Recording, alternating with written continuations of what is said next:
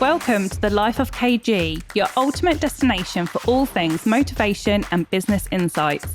Join me, Katie Godfrey, serial entrepreneur and the brains behind the KG brand. Along the way, we'll welcome inspiring guests and share invaluable business tips to fuel your growth journey. Don't miss out. Hit that subscribe button and leave us a review. With that said, let's dive into the world of success together. If you're ready to level up, you need to join one of my masterminds. My clients are getting insane results. One client works from home, has tripled her income, and is now joining the mentoring space. Another client was stuck to her salon floor, but now has retired from the tools, and her team is just running the show without her. Another salon owner had a training academy too and wanted to scale her training academy more than the salon, which she is now doing, and created online courses and created a passive income. If you want to stop winging it and start growing today, then you need to apply. The link is in the show notes. Hey everyone, welcome back to A Life of KG. Today on the show, I have the wonderful Leanne, all the way from Scotland. Oh my gosh, welcome. Hello, thank you very much. Thanks for having me. I love that you're here. We had to do like this straight after our event because you've travelled so far. How long did it take you to get here yesterday? So it took us about 8 hours in the car. Oh, it was actually fine. It was fine. It was a nice drive and the weather was lovely, so can't complain. We had a mastermind event yesterday, but it was so good, wasn't it? Oh, it was amazing. It totally gave me the kick up the bum I needed. So it was worth the 8 hours. Oh, absolutely. And the speakers were amazing and your presentations were amazing. And I feel like, although I've been in business so long, you always pick up, even if you pick up one thing and implement it, it's always worth the travel. But I feel like I learned new ideas and stuff from even other people that were there, so it was great. It was really good. And I think it's good because you have been in business for so long, like so many of us have been in business for so long. Yeah. And sometimes it's not always actually about learning that brand new shiny thing. It's about re-listening and reigniting passion and getting our mojo back and all of those things. Yeah. To then move forward with the business. Yeah, and sometimes it's just as simple as going back to basics because of all these shiny things that are coming out, all the advanced stuff, but actually you need those basics and foundations in place that help to build the business, and sometimes going back to that is the best thing you can do for your business. Yeah, definitely. Because we just forget like all those things that would have been like the main focus when we open the doors to our businesses. You think, oh, do you know what? I haven't even looked at that for the last 10 years. I know. It's just even things like looking after your clients at the beginning, you just appreciate them. I mean, I'm still so grateful for all my clients, but because the bigger you get, there's more clients, and sometimes you forget about those simple customer journey things at the beginning. Like we always send thank you cards to like brand new clients, but that slipped lately because we were so busy, and so we've now had to set time aside for one of our staff members to do that customer journey every Tuesday to get all the thank you cards posted out to clients to make sure that it's getting done, because that's the important things that keeps your clients coming back, isn't it? So, well, it's such a beautiful touch that sometimes we might even think, oh, it's just a card, we'll let that slip. But to that client, I know.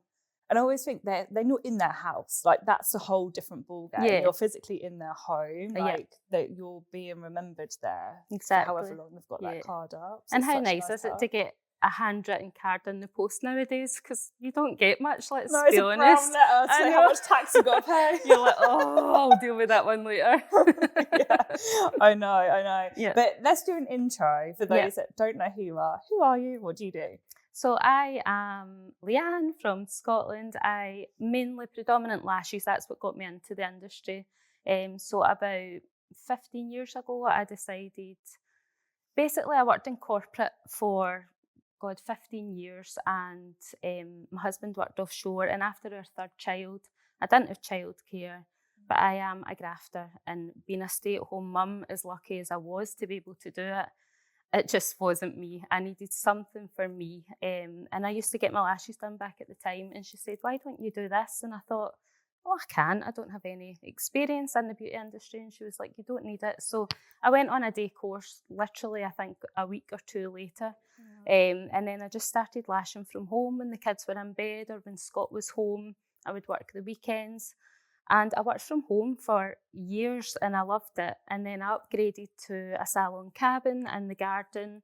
And then I got really interested in actual lashes, and like my course was terrible looking back. My lashes were terrible looking back. I don't know how the hell I built a business. But literally 6 years later, I realised things like lashes had layers. And I thought, why the hell did I not know that? That's embarrassing. That you could do different styles, that you didn't need to use 0.25s, that there was just so much more to the lash world. And I started really investing time and money into learning more about it. And as I done that, I realised a huge gap in the market in Scotland for training. It was massive. And I thought, I need to help people here because there was so much I didn't know, even though I'd been lashing that long. And I went and done my teacher's training. And literally after it, I thought, I can't do that from a cabin. It's 1-to-1. It's going to really, like, I need a bigger space. And I had the keys to my salon within a week after speaking to a coach. I thought, how can I do this? And she was like, just do it. And I thought, okay then. So I went and got my salon keys. I says, what next? And she was like, well, you need to employ people. So I took on my first member of staff. Bearing in mind, I opened this salon, I had zero money in my bank. I had a clientele for me. I didn't have a clientele for my new staff member, Claire, who was one of my clients. I was just like, do you want to like come and work for me? She was like, and I was like, yeah. I was like, she just was very, very me. And I wanted a mini me to teach and train. She wasn't in the industry. And I just grew from there, and literally within 2 years, I had opened my second salon. There was 13 employed staff. Wow. We were flying, we really were. The training school had took off as well because there wasn't good training in Scotland. And it all just went, it's a whirlwind, and I couldn't even tell you how I did it because I winged it. I did have a coach. I've always worked with coaches. I've been in the industry, well, since I've opened the salon, I've always worked with coaches, so that's 8 years. I wouldn't have been able to do it without a coach, but how I did it, I don't know. I feel like I winged it for so long, and then it got to a point where I thought, I really need to learn about business, and that's when I stepped back from the salon. Wow. So you got the 2 salons? Yeah, well, I had 3. Yeah. And unfortunately, after COVID, our Glasgow city centre salon, Glasgow was like a ghost town after COVID because everyone was working from home, and we relied on people coming after their work. And we lost a lot of business. And our main salon, Cumbernauld, was just funding it and taking away the profit. And I just had to leave my ego and make a business decision. It's the hardest decision in my life. I still got upset about it because I still see it as a failure, but I also see it as a brave decision, because if I had kept it, I don't know if I would still be in business just now. Maybe I would be, I don't know, but it was a hard decision. I'm glad I did it. Yeah. But it was a hard decision. I think that what makes a real strong entrepreneur though. Like, we can stay in business and keep trying and trying and trying. And then you most probably would have looked back and been like, oh my God, why did I keep that open? Because it's affected the whole brand now. Whereas actually seeing, do you know what? It's better to have 2 successful salons rather than 3 and the other 2 are holding that one up. Yeah. And it's definitely not a failure. I know. Like, at all. I think it's a really bloody smart move that I think most people need to hear. Yeah, and I had obviously employees there, and that, see, at the end of the day, you don't care about you, don't you? But when you're paying someone's wage and it's their livelihood, it's a big weight when things aren't going great. And COVID was a big teacher. Like, that was such a big lesson.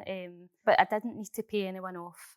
Like, this other salons were doing well enough that I could put them into the other salons. So wow, so that's it was really quite good. Yeah, really good. Yeah. I think as well, like, it's so hard, isn't it, going from 1 salon to 2 salons to then 3 salons. I think lots of people see like, wow, that's amazing, multiple salons, but what goes on behind that, and it's always the first salon that holds up the other ones. I think people don't see that. I know. I thought, yeah, you're right, because that's where you're known more. You tend to open your first salon most salon owners I know will open it in their hometown or near their hometown, so they're well known. Their brand's known more, and then you go into a new town where maybe no one's heard about you because all your social media focus has been on that town where your salon's in. So you're almost starting from the beginning, just with a wee bit more knowledge of how to build and do the blueprint of your business. Yeah, I think COVID changed so much as well, and I don't think, unless you was a business pre-COVID, the effect that it had on business now, like business has changed so much. Yep. Did you find that? Oh yeah, it's harder now. It's so it's hard so much now. harder. Yeah, and clients' buying habits, spending habits, everything's changed, and we've had to adapt and change with that, which has meant a new way of business, a completely new way of business for us, a completely new way of marketing. Finding clients is harder, and keeping clients is harder as well. In the industry, I need to word this carefully, like I think we're a great industry, but there's people that are just undercharging, and some clients, because of the way the economy is just now, some clients you're losing to those people. It's rough, but it's just remembering where we've came from and keeping that integrity, I suppose. 100%. Like, integrity is huge for me, and I think it is just keep going, staying in the lane, like doing all the things we need to do, and like, I don't really like the word pivoting, but pivoting where we need to. Yeah. And I think as well for business before COVID, how well everyone was doing, even that back then we all found everything still hard, but now we're looking back at a different life. It's like, oh, okay, business was really good then. So good. Business Amazing. is very different now. And I think it's good for salons and businesses to hear that, because I think some people think, oh my God, why is my business not as good as what it was back then? It's like, no, if you've been in business that long, like, trust me, this is normal. Everyone's kind of taken that little bit off a dip. My salon was way more successful pre-COVID than it is now. But we've also had to make sure, like I said, change the marketing, our client behavior change. So then how can you then change that within business to make sure then you can, because we're rebuilding again, aren't we? Yeah. That's what it comes down to. That's what we did after COVID. It was almost starting from day one again. But training, I would say that's where it's took the biggest effect. I'm still feel like I'm climbing and trying to find where the market is with the training side of things. It was so, I didn't really market for training before. I used to just have waiting lists for students. It felt like it was easy. Like, we used to have students weekly, and you're like, these students are just coming out of nowhere. Now it's like, hello. I know. Where are you all? And like, you're the OG when it comes to lash training. I know. Like, so things have just changed. Yeah. And I think it's just about, keep learning with that and keep evolving, and different ways of business and however that is. Yeah. I think it's important as well to always have your USP. Like, I'm very proud that we are the very first lash bar in each town that we've opened. In fact, we're the only specialised lash bar in each town that we've opened. And I'm really clever with my marketing on that, because that builds trust with clients who maybe haven't heard about us or don't know about us. But what they will know is we're specialised in lashes, so we're the best. So it immediately gives trust, and it's the same with the training school as well. We are a specialised lash training school. So when it comes to a beauty training school, those people probably don't do lashes, so they're probably not up to date with all the recent trends, all the recent marketing tips, that kind of thing. So I think having your USP is really important, and using it in your marketing is just as important as... Definitely. And I think, like, because you do specialise in lashes in the salon and you're the go-to, why would someone not then come to you for lash training if they're taking it seriously? Yeah. Like, that would just be a no-brainer. Yeah. What kind of things do you do with your courses? Because I know you offer several different types. Yeah, so again, because I like to be different and have those USP, we created our Lash and Brow Kickstarter Fast Track programme. So no one else offers it because we created it. So it's a huge selling point for us. And it's where a student can come, rather than like what I did and went on a day course just to learn classic lashes. then get put out with my certificate with no support.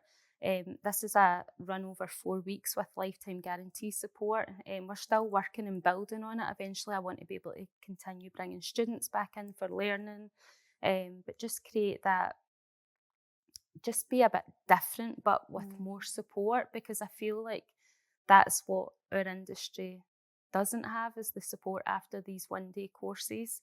I do see a lot of people offering it now, and it's funny because we really market on that, but it's sometimes you don't hear from the students again. No, you really don't. So I suppose, and I learned that yesterday, like I really need to contact my students because they could be struggling and scared to reach out. So yeah, I think it's just thinking outside the box as well when you're offering training, and even in your salons, like what can you do that's a wee bit different to everyone else? Because let's face it, there's salons in every street corner, and it is about standing out from the crowd. It really is. I remember when we opened the salon, and we're talking 16 years ago now, and obviously we weren't specialising in one thing like you was. We was just a general salon that had many different treatments. But we was the only salon. Like everyone was hairdressers, and they used to rent out like a beauty room in the hairdressers. That's the only time you'd ever hear of a hair salon in my area anyway. So it was the only salon. And now we're like in a small village, and there's like 3 or 4 salons, then loads of home salons. Yeah.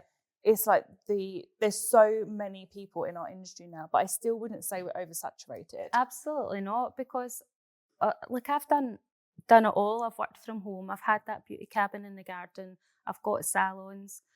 And what I have realised, as much as I've still got a small loyal clientele who came to me in my garden shed or at home, there is a client for everyone. So one client might not want to go to Mary's house up the road. They want to come and get a salon experience. But there also might be a client who feels intimidated going to a salon, and they want to go and have that one-on-one time with whoever in their house. So that there is a clientele for everyone, and I think people need to remember that and just stay in their own lane and forget about the competition and how there is other people in the street, because again, this is where it comes to your USP and standing out. You will attract the right client for you. There's lots of clients for all of us. Oh, there's so many. And I think that's why if everyone's doing the same thing, it just becomes more difficult. But like I said, if you're staying with your USP and you're really focusing your marketing on that, like everything goes on that, your clients will instantly then be attracted to that. Yeah, definitely. How did you find going from 1 salon to 2 salons? And what would you kind of recommend people do in that time? Anything that they should look out for? Because I always stress that that's one of the most hardest points of business, is going from 1 to 2.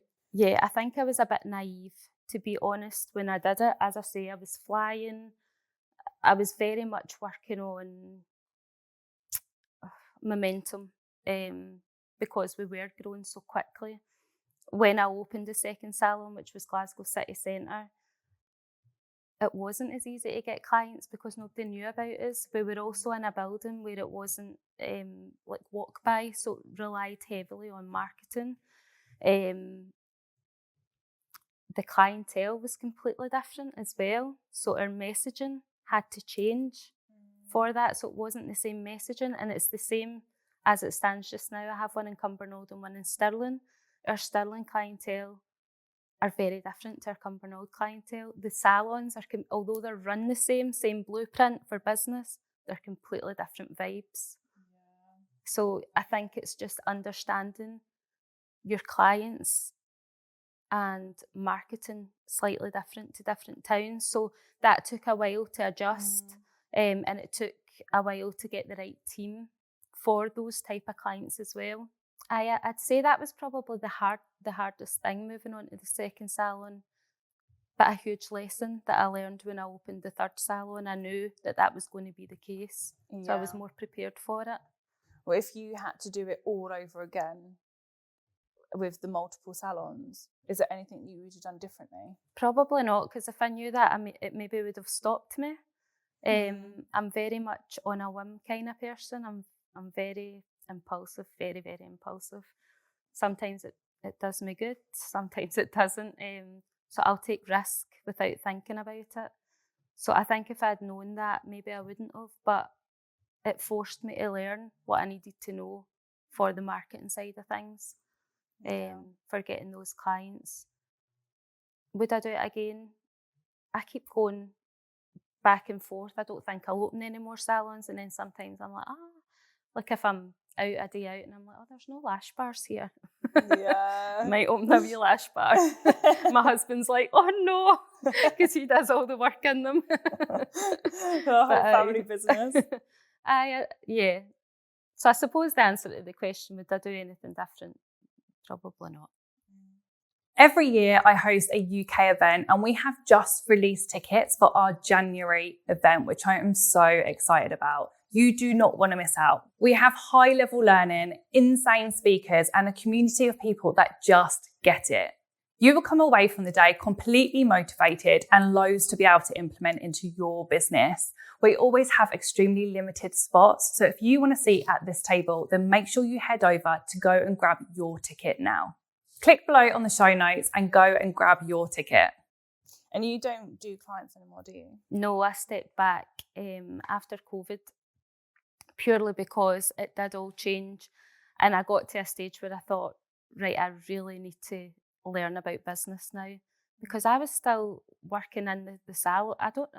Looking back, I don't know how we got to where we are. And I don't know how I must have been working 24/7. But it didn't feel like work because I just was on a high all the time. I used to, see when I opened my first salon, me and Claire and my sister now works for me. She was my second member of staff. And we used to sit there after a 12-hour shift and light the candles and be like, we didn't want to leave. Really? We did not want to leave that place. And I used to be there till like 11 o'clock, just so grateful for what we had achieved. And then I opened Glasgow and I used to do the same. I used to sit for ages just myself, like, I love this place, I'm so happy. Aww. But I realised I had to learn about business. I didn't know a lot about marketing. As I say, it was easier then. So our marketing was social media. The odd email marketing, but I am a huge advocate for email marketing now. Yeah. We have, if you've seen the stats on our forest system for what we bring in on email marketing, it's our biggest revenue. Because your current clients are easier to get back than finding new clients.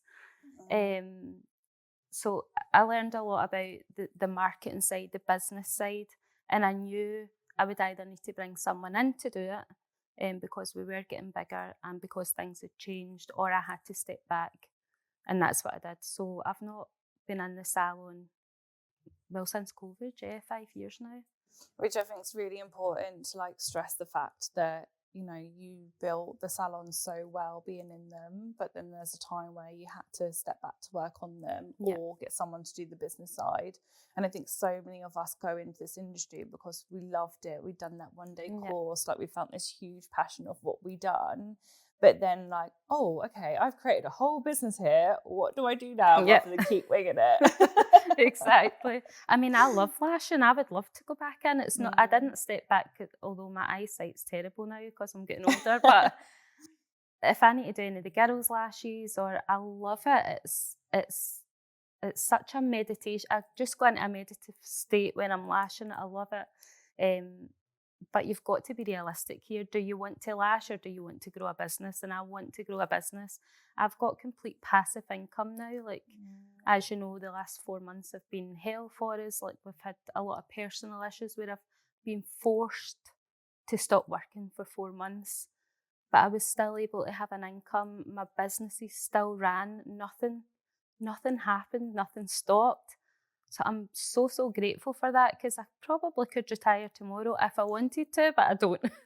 Maybe in Spain, but I am really, really grateful for what I have built, and it's made me realize, had I not stepped back when I did, I don't know how I would have managed the last 4 months. I think it would have been very stressful, and a stress that I certainly didn't need. Yeah, definitely. So yeah, I'm really grateful. Having that flexibility when you're building a business, like, and I'm sure even during that 4 months you had worries of, oh God, like, is income going to dip, or you know, I haven't really done this or that I'd normally do. But then to be able to focus on personal life and family that needed you, to then be like, actually, business is still running. Wow. I know.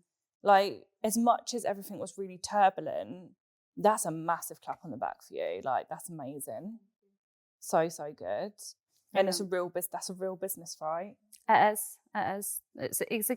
It's what I've always dreamed of building. And had that not happened the last 4 months, I wouldn't sit here and think that I was at that stage. And I said that to some of the girls yesterday, I've got to a stage where I actually don't know, and not in a bad way, who I am anymore, because your business does become you, doesn't it? And I keep thinking, well, it's ran 4 months before me. What am I actually doing? Do I need to be there? Am I wasting my time? Not wasting my time, but am I wasting my time on stuff that's clearly getting done by my manager, who's my sister? I don't know what I would do without her, to be honest. And the staff are all amazing.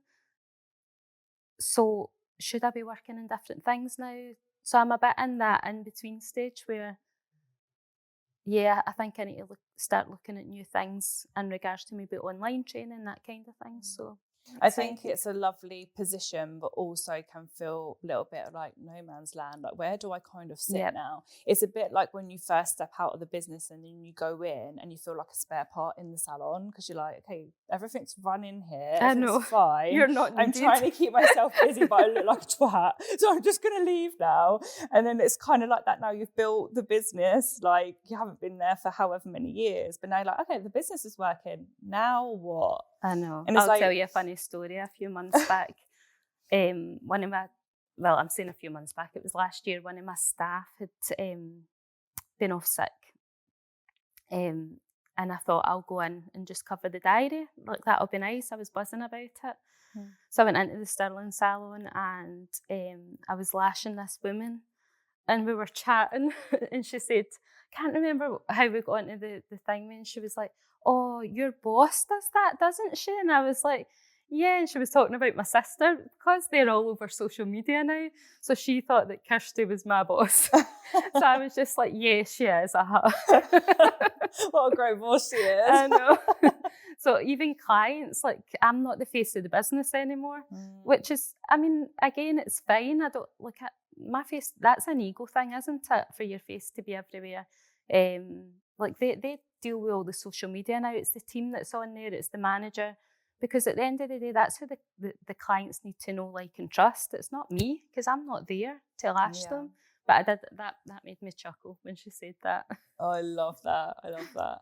You obviously mentioned that you've had coaches all the time, and it's really important for you.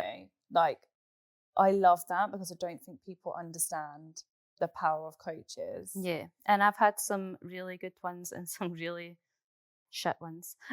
Really? Oh, I have wasted thousands and thousands of pounds on coaches and memberships and courses that just haven't served me. It's probably my downfall, the shiny object syndrome thing. And I'm not just saying this because I'm sitting here, and I've told you this before, but you are the best coach that I've worked with. And I think it's because you're in the industry. You've been there and done it all.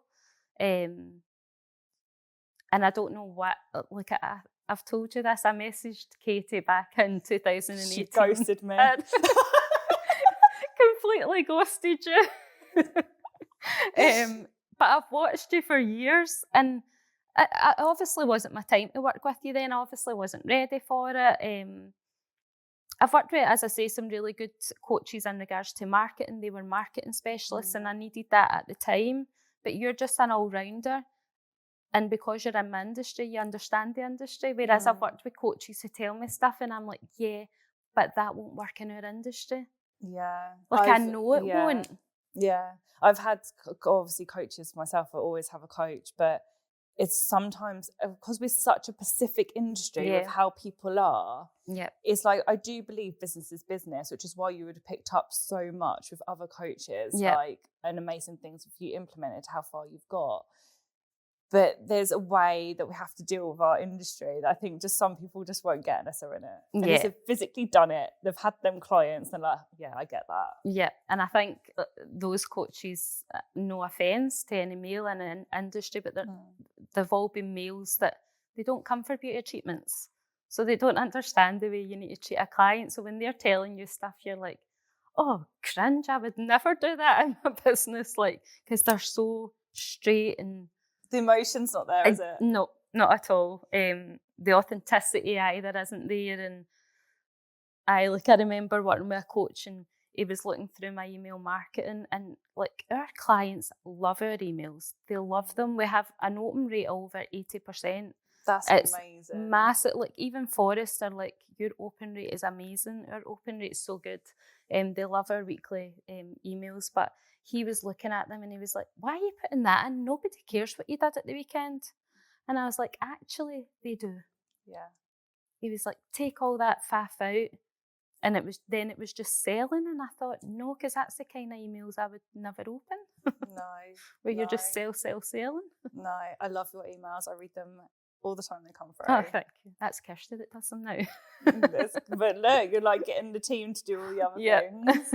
And obviously you joined us in Marrakesh. How good was Marrakesh? Oh, it was amazing. That was, do you know, I'm so gutted, but again, it's just a lesson in life, because I came and that was life-changing for me, and I was buzzing after it. And then the universe just wanted to hand me a big shit show. Literally 2 weeks later, I had all these plans, but they're still there. Yeah. I'm still here. And like, they will be implemented, but just not as soon as I thought they would be. But I learned so much, and I've just met friends for life. I've met the most amazing people who just get me and I get them, because we're all in the same situation. But do you think, like, before you joined Mastermind, that's what you come for? No, absolutely not. I'm not. I think I'm at an age I used to be, where I'm not really a sociable person anymore. I like my wee group of people, and then my time is just so precious now. 100%. And I love my own company now, whereas when I was younger, I didn't. So that probably was the least thing that I was interested in. The retreat, I didn't really want to come. I was more nervous. I'm quite shy. I keep saying that. I need to stop saying that, because I don't think I am shy anymore. It just was my trait when I was younger. Everyone used to go, oh, you're so shy. But I do get nervous when I'm meeting new people and in that kind of environment and situation. But for the first day that we walked in, the group of people, I just felt at home. It was amazing. It was really, really good. That was so good. I'm so glad you come, because I knew it was like, I know. Shall I, shan't I? Even the mindsets, I'm so into mindset. Like, that is the biggest part of business for me. If you've not got a good mindset, like, you're not going to survive business. And I work on my mindset constantly. And again, sorry to keep saying, but the last 4 months, I've had no choice. It's the only thing that's got me through. So things like my morning routine, my exercise is so, so important to me. But all the mindset stuff and that sound bath healing was just... it's just my thing. Good. So good. I think unless you're there, you just literally will never understand what went down in Marrakesh. I know. And that last day was so emotional. Like, we got so emotional. And learned, good emotion, wasn't it? But learned so much about people personally that I probably wouldn't. I don't even think some of my friends know half of the stuff that I was talking about. It was such a safe space that was created, and it was special. Yeah, the power of community that we just don't realise we need. Yep. It's not the fact of being in everyone's pockets all the time, because I'm sure we all go months without talking to each other and stuff, but it's the fact of when you do get together, you're like, the fire comes back alive. Like, obviously we had a mastermind event yesterday, and like everyone meeting up and seeing each other again, and everyone's gone away buzzing. Like, I know. Just that alone means how much successful things are going to happen this week, because everyone's got that fire in their belly. I know. And I think you need this kind of thing in business. We were talking about this yesterday. So my husband's a business owner, and he's very, very successful. Like, he's grown a massive company, and he's not into mindset. He doesn't work with coaches. He doesn't have a community. And I'm like, how the hell is he doing this?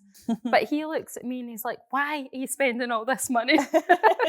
I'm like, I need this. Like, I need this. So there's times, like, we would be lying, both of us, if we sat here and said it was good all the time. Because there's times where you're massively down, and times when you're massively high. And it's the times when you're down that you need something like yesterday to start bringing you up again, to give you that fire back. Because it's not easy. Sometimes it's shit. Sometimes it's hard. Sometimes you don't want to be there. You're turning up, doing the work, but it's like a checklist thing.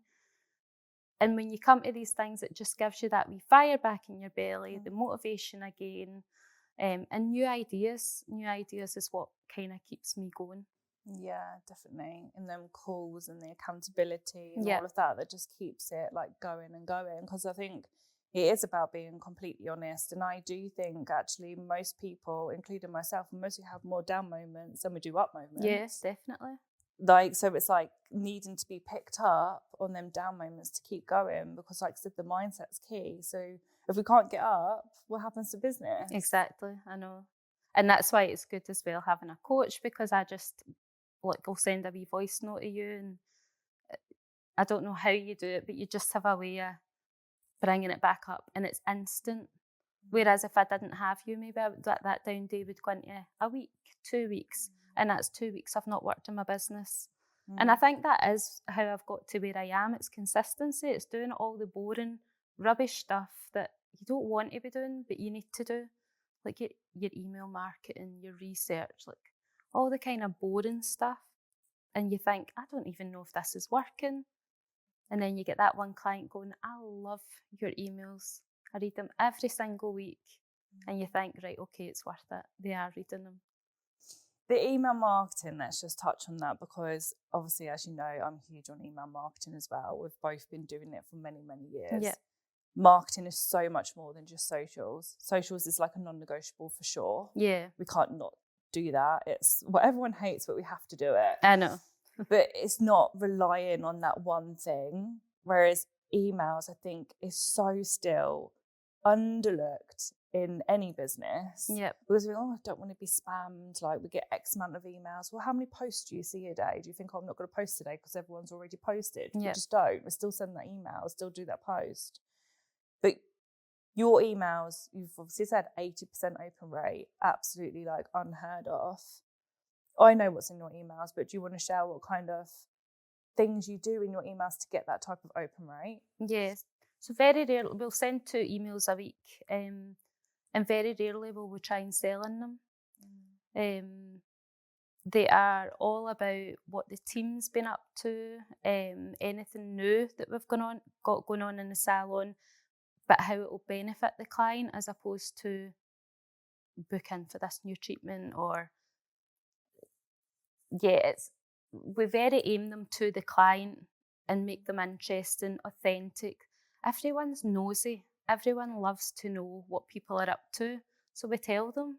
We'll maybe have a team member focus that week, a spotlight. We've started doing a client spotlight and they're loving it. But we're not picking these clients that have got thousands of followers on social media. We're picking Irene, who's just celebrated her 70th birthday, who loves getting her eyelashes done. We're interviewing her, why do you love getting your eyelashes done? Our ideal client, it's not a 21-year-old. They can't afford to come to us every 2 weeks as much as they probably want to. Ours are middle-aged women. And why do they love getting their lashes done? And we're sharing it with, that email list. And they're just loving them. So we're thinking of new things all the time, but it is mainly about our clients, our emails, as opposed to us. And then the team as well, so that they're getting to know all the team and not just the therapist that they go to or the lash tech that they go to. And the emails is so one-to-one, even though it's going out to X amount of thousands of people, like, it's so much more personal rather than socials is one-to-many, and clients will obviously get that feel. But I think people forget the fact that they're on your email list because more than likely they've been to you or they're a very warm lead. So they don't need to be sold to. They mostly already know what you do, unless obviously you're launching something new or a new product or whatnot.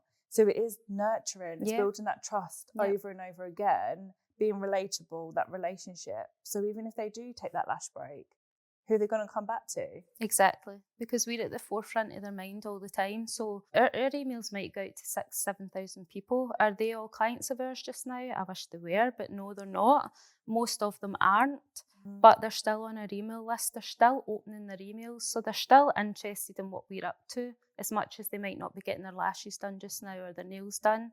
But as you say, when they're ready to get lashes, or maybe when they're going on holiday and they're ready to get a treatment, I can guarantee that they'll book in with us. I love that. So everyone should definitely start email marketing. 100%. So what's next for you? I don't know. That's always my answer to you, isn't it? I don't know. At the moment, we're working on getting some stuff online. I love helping people. I do. I'm thinking about things for my students when they're trained, how I can help them grow their business, as opposed to just help them lash. So how I can help them grow their business, but I know that they can't step back for the business. So I'm having to go back to 15 years ago, Leanne. How did you find those clients? So we're creating a portal for students that they can go into and learn in their own time. And yeah, eventually I would love to help.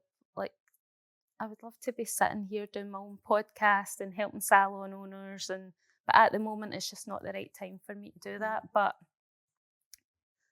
Education's your thing. Education, yeah. And I would love to, I think I've spoke to you about it, eventually have like a membership for business owners, but more on the mindset stuff. Yeah. And that's definitely something I'll look at in the next 12 months. Which I think is going to be very good for you and all of the people that you help, because like you said, been there, done it.